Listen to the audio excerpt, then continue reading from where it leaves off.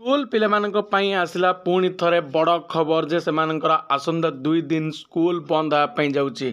कहीदेप चाहे राज्यर समस्त स्कूल आसंदा 2 दिन बंद रहिबो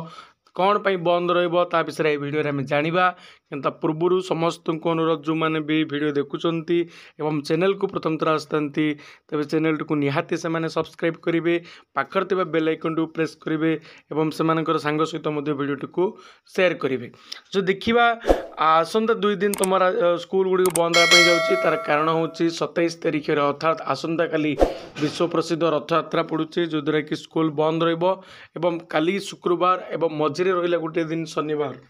तापर दिन पुणी थे रविवार गवर्नमेंट हॉलीडे छुट्टी पड़ुची यहीपरि भाव में लगातार गोटे दिन मझे गैप थी तुम 2 दिन पिला स्कूल छुट्टी मिलूँ तेणु राज्यर समस्त स्कूल पिला कॉलेज पिला बहुत बड़ खुशी खबर कारण बर्तमान 20 तारिख ही स्कूल खोली 20 तारिख स्कूल खोलिया भितर